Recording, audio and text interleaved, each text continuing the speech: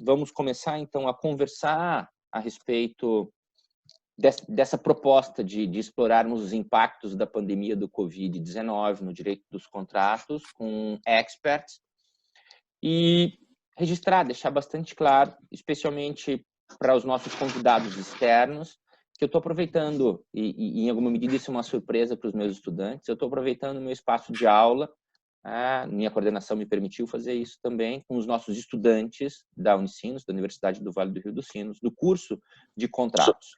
Essa é uma surpresa para vocês, a possibilidade de vocês terem contato com alguns dos autores que vocês têm lido durante o nosso curso. São nomes que eu repito com alguma frequência e agora vocês têm a oportunidade de saber quem são essas pessoas, de saber que são seres que existem, que não são seres mitológicos, tampouco cabeças de bacalhau. Cabeça de bacalhau, César, é uma expressão muito, muito, muito brasileira, porque nós conhecemos o bacalhau, mas não sabemos, não vemos a cabeça do bacalhau. E eu sei que também estamos chegando nesse momento a Curitiba, à Faculdade de Direito da Universidade Federal do Paraná, aos alunos da pós-graduação estrito sensu, por conta do professor Paulo Nalim.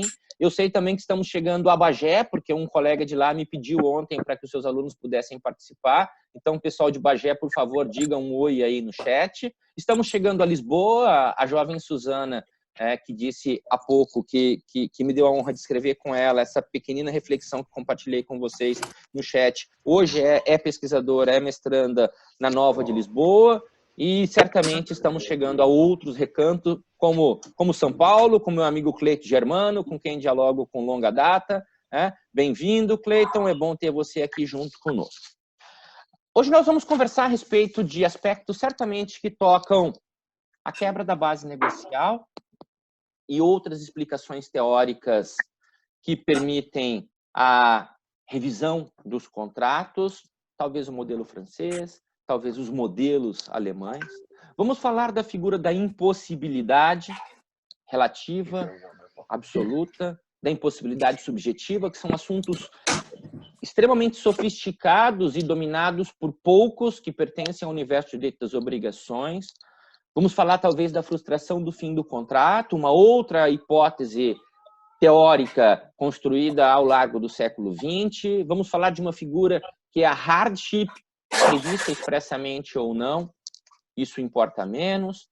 Vamos falar certamente de cooperação, vamos falar da fuga do judiciário provocada pelo Covid? Não, mas talvez enquanto uma estratégia a ser buscada em razão de potenciais problemas provocados pelo Covid. Para os nossos estudantes e, eventualmente, para todos aqueles que queiram seguir dialogando, se lhes faltar alguma estrutura dogmática, se vocês não compreenderem com profundidade o que quer dizer cada uma dessas figuras ou outras que os nossos professores, que os nossos convidados, que gentilmente aceitaram esse convite, nos mostrem, a gente pode seguir conversando a respeito disso ao longo da semana ou talvez começarmos o nosso próximo encontro conversando a respeito deste assunto, tá bom? Peço apenas que tomem nota, se for o caso, me dirijam e-mails, eu vou fazer questão de responder cada pergunta de vocês. Aliás, eu vou tomar liberdade. Se vier uma pergunta dirigida a mim, eu vou responder copiando a pergunta para todos os colegas, para que a gente assim possa, talvez, construir coletivamente os nossos saberes. Tudo bem, gente? Acho que podemos começar, saudando uma vez todos os nossos convidados, agradecendo de coração a generosidade de cada um de vocês e antecipando, André, que nós já estamos gravando, tá? Então, estou fazendo aqui a coisa certa e que o seu rostinho vai ficar em destaque para todos nós. Obrigado, a palavra é toda sua, professor André Arndt, de Curitiba. Muito obrigado, Catalã, não só pela oportunidade de dialogarmos, mas também por ter oportunizado aqui a gravação e a disponibilização desses conteúdos, que, exceto pela minha fala, talvez tenhamos acertado mais na segunda do que hoje, serão bastante proveitosos para estudantes e para estudiosos, para teóricos e práticos do direito.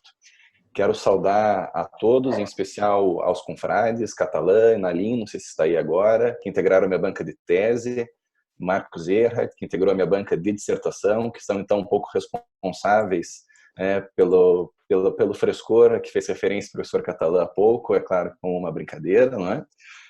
O professor Bonazar, não sei se também já está disponível, o professor César Moreno, que saúdo aqui desde Curitiba, ao amigo do Ministério Positivo, Gabriel Schumann, Bruna Lira Duque, prazer em vê-la, pelo menos remotamente, Karen Isabela, amigas de PPGD e de Copérnico, demais professores, colegas, alunos, inclusive os da Universidade Positivo, que estão comparecendo aqui em massa a essa nossa transmissão, em especial os meus orientados de conclusão de curso e os integrantes do nosso recém-nascido grupo de Direito dos Contratos. Eu gostaria, Catalã, de pedir licença para fugir um pouco da raia e não repetir muito do que foi tratado aqui na segunda-feira, pelo menos por minha iniciativa, e explorar não exatamente e não apenas os impactos da Covid-19 sobre os direitos dos contratos, como fizemos na segunda, mas, sobretudo, os impactos que vitimam a advocacia ou os reflexos disso para a advocacia e para a prática do direito em um sentido mais amplo. Porque, além de professor, eu, nas horas vagas, sou advogado. Eu sempre me recordo disso, especialmente nesses tempos mais duros, nesses tempos mais sombrios, uma música do Rush, o trio canadense, cujo baterista faleceu no início desse ano e foi muito trágico, né? Que diz: tough times demand tough talk, demand tough songs, demand tough hearts.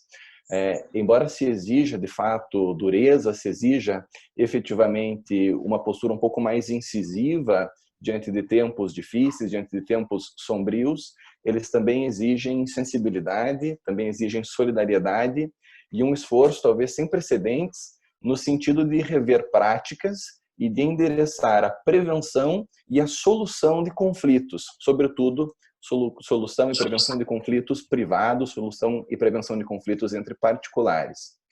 Bem mais do que os remédios da revisão que trata e da resolução contratual que mata o paciente, ou medidas excepcionais de interferência na eficácia dos contratos, me parece ser tempo de pensarmos um pouco fora da caixa e de elegermos outros caminhos, para com isso evitar que a crise que vitima o sistema de saúde se espraie também para o nosso já combalido sistema de justiça.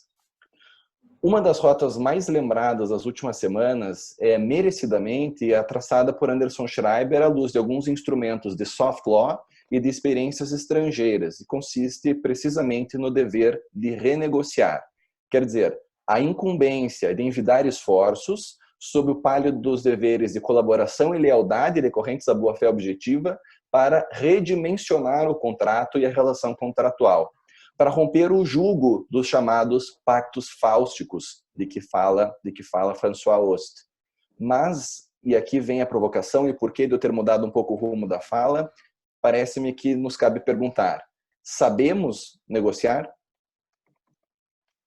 Operadores do direito, e nós somos operadores do direito, ainda que eventualmente nos confinemos e nos restringamos a atividades da academia, são forjados para o conflito. Nós aprendemos na vida e nos bancos universitários que a responsabilidade é uma resposta do ordenamento ao mau uso ou ao uso culposo da liberdade. Embora a culpa já tenha morrido para a responsabilidade contratual, ela ainda se faz presente na maior parte daquilo que costumeiramente se trabalha em sala de aula, ela está presente nos manuais, ela está presente também nas decisões, na prática, no cotidiano do direito civil. Nós aprendemos que a ursprung, quer dizer, a partícula originária e fundamental do processo, é a lide, um conflito social qualificado por uma pretensão resistida. Aprendemos que credor e devedor têm interesses antagônicos, que a sentença judicial resolve o mérito e pacifica o conflito, embora ela seja nada menos que um lampejo da violência institucionalizada na figura do Estado. Negociar ou renegociar, direta ou mediatamente, exige um esforço de ruptura com todo esse arcabouço, com todo esse conjunto de conhecimentos. Caso contrário, pode-se incorrer no erro bastante frequente de pensar essas práticas como um meio de desafogamento do poder judiciário. E é o que se vê, ou pelo menos o que eu vejo como advogado, no cotidiano das audiências de conciliação e mediação impostas às partes, não raro, no contexto de conflitos que talvez não comportem no momento preliminar esse tipo de autocomposição artificial, autocomposição fabricada. Mais que isso, e ao contrário que se pensa, negociar não é uma habilidade inata ao ser humano. Me parece como a paternidade. Embora seja algo que sempre houve e que sempre haverá, ela envolve e exige um enorme esforço de aprendizado e de revisitação, de muita certeza sobre o que é certo e errado, sobre o que é bom e ruim, sobre o que é adequado e sobre o que eventualmente seja inadequado.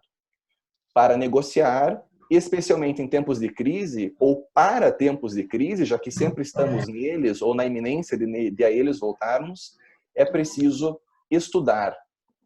Também é preciso ter muita paciência e disciplina. Eu me proponho, então, nessa breve exposição, nessa breve conversa, a delimitar 4 pontos, 4 vetores, ou se preferirem 4 lições que eu considero muito importantes na formação e no preparo de operadores do direito capacitados para atuar em negociações de sucesso, em negociações adequadas, seja no sentido de entabulação do contrato, de algo que está em desenvolvimento, em fase ainda prévia conclusão, seja, enfim, de renegociar uma relação contratual que se desajustou em função do tempo, em função das circunstâncias que se impõem às partes. A primeira lição, o primeiro ponto, talvez seja o mais singelo e o mais difícil, que é ouvir. Ouvir com atenção, ouvir com proatividade e, sobretudo, com respeito pela condição pessoal da outra parte. Afinal, não se sabe o que está a passar por detrás da aparência, por detrás do avatar que se nos apresenta no momento da interação, no momento, enfim, do sentar-se à mesa. O negociador, ao entabular ou revisar um contrato, precisa ouvir pacientemente para distinguir em si e no outro posições e interesses, ou seja, saber e entender o que quer, o que na negociação costuma se chamar de posição, e por que quer, o que usualmente se refere como interesses.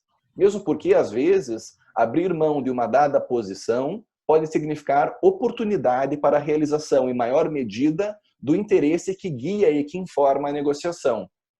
Às vezes, na verdade quase sempre, os interlocutores têm posições aparentemente opostas, como o credor e o devedor, aparentemente antagônicas, mas interesses comuns, também como o credor e o devedor, o que é muito próprio da nossa compreensão de obrigação como processo. É a obrigação como uma relação jurídica transitória que se desenrola processualmente ou procedimentalmente com vistas a uma finalidade comum, que é a realização e a satisfação do direito e dos interesses de ambos os envolvidos e ambas as partes. A segunda lição, o segundo ponto, ou vetor, portanto, é saber distinguir posições e interesses, distinguir o que eu quero de por que eu quero e aprender pela oitiva, pela paciência, a identificar por que o outro quer o que ele aparentemente diz querer. Além disso, o negociador deve refletir sobre os seus interesses e posições e ouvir atentamente a narrativa e aos porquês do seu interlocutor para identificar aquilo que se chama de BATNA, o Best Alternative to a Negotiated Agreement. É um acrônimo muito utilizado que significa, em bom português, a melhor alternativa a um acordo negociado, ou seja, onde e como ficam as partes se não sentarem à mesa para negociar com seriedade. Tanto maior o poder de negociação de uma parte, quanto mais forte o seu BATNA. Mas em tempos de crise e de inviabilidade real de cumprimento de prestações, é difícil visualizarmos bons BATNAs, ou seja, existe uma oportunidade singular de ampliação de um espaço para negociação, de um espaço para barganha. Entender o seu BATNA e saber identificar e investigar o do outro é, então, a terceira lição, o terceiro vetor, o terceiro ponto a ser preenchido, a ser, enfim, percorrido nesta iniciativa, nesta envidação de esforços para uma boa negociação. Finalmente, o negociador precisa ter alguma familiaridade com estudos de processos cognitivos, por exemplo, aqueles conduzidos pela economia comportamental. É preciso conhecer, então, um pouco sobre o que decidimos e compreender que nós, não raro, fazemos más escolhas. Bem assim que sempre haverá, em alguma medida, a assimetria informacional.